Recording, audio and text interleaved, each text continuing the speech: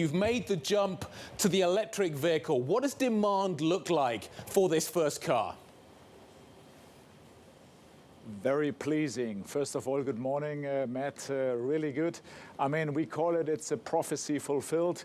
Our founding father, Charles Rolls, said in 1900 that he foresees a great future for electric cars once charging is fixed and is available. And I think now we are here fulfilling his prophecy, and we are very excited. And our clients are, I mean, it's the very first time that you can acquire in the super luxury segment an electric car. So it's the very first, and for that reason we are also immensely proud that we are the first. Obviously it's a true Rolls-Royce and an electric Rolls-Royce second, and that was very important for our clients. So what, Torsten, first of all, good morning to you, and thanks so much for joining us.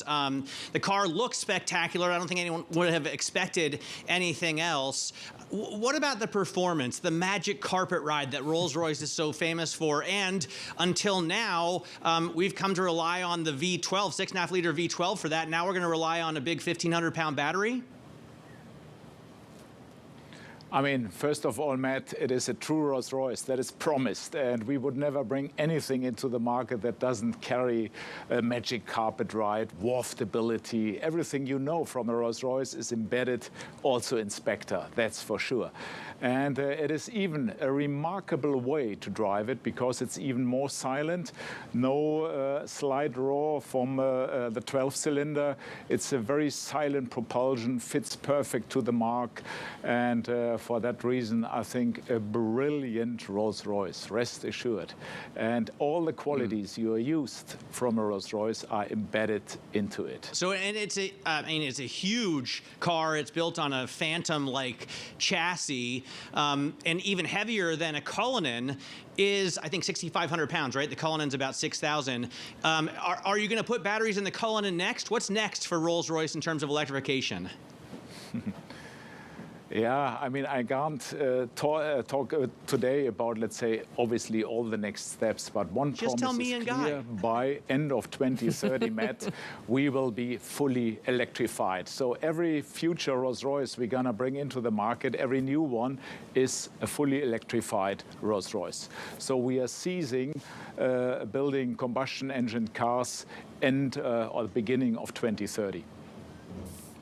Torsten, let's talk about the profitability that is going to be with you when you make this full move to electrification. You make a lot of money off building traditional ICE engine cars. Your margins have been phenomenal. Are you going to be able to match those margins when you go all electric?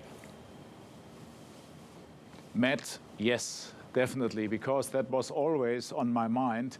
When we had the plan to go electric, that is not a plan that was born a year ago or whatever. We basically came into it when we experimented for the very first time over 10 years ago with a prototype of an electric Phantom.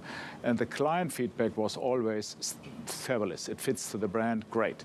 But obviously, we also knew that one day we go completely electric, and for that reason, contribution margins per car are untouched. They are as strong as they have used to be also in the past. For that reason, no worries. Rolls-Royce will stay a profitable, very profitable company.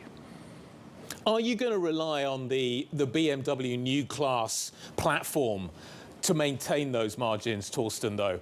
And when are you going to start bringing that in? What can you do to that platform as well to tweak it when it comes in? I think it's 2025, isn't it, when it comes in?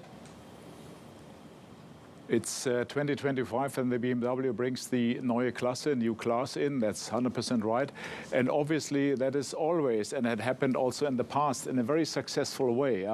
Whilst maintaining what a Rolls-Royce stands for, we, for instance, have our own architecture, the architecture of luxury, which is just proprietary for Rolls-Royce Motor Cars. Whilst, obviously, we are taking whatever technology is available, and we do it in our founders' belief take the best that exists and make it even better.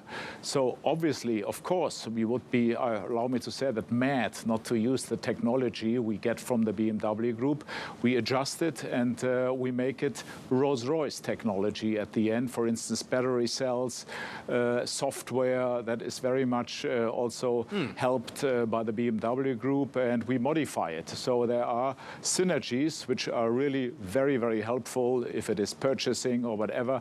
And for that reason, I think it's a great mix of getting help from the mother company, BMW Group, whilst maintaining the own character of Rolls-Royce Motor Cars. And I think that has made us, over the last 10, 15 years, so successful in the market. You know that we go from one record to the next. Clients love Rolls-Royces, and they also love that we are definitely standalone in a way of what they buy at the end of the day. This is not in any way a modified BMW X7 when you buy a Cullinan. No, that's a true Rolls-Royce. And the same holds true also for Spectre. Spectre is a true Rolls-Royce first, and then an electric car second, obviously based on also BMW technology or BMW Group technology. I have to ask about the battery and the changeability of it. Just because my colleague Hannah Elliott, I'm sure you know her, she reviews cars for us, and she bought like a 1970s Silver Shadow, which is so cool. So she's a classic Rolls-Royce owner. I'm wondering, you know, in 30 years, maybe my daughter will buy a Spectre, but she'll want to put in a new battery pack. Technology surely will have evolved by then. Is that going to be an incredibly difficult process? No, you might know that Rolls-Royces are well known for keeping value over a long time, and that we always provide spare parts also in 20, 25 years, 30 years. So in that case, if your daughter one day buys a Spectre, battery is available, make no error. So there is nothing to be worried about that this might at one day be outdated, doesn't work anymore or whatever. It will always work, and we're gonna make sure, that's a promise from the Rolls-Royce side, that our cars will always be serviceable for a long, long time.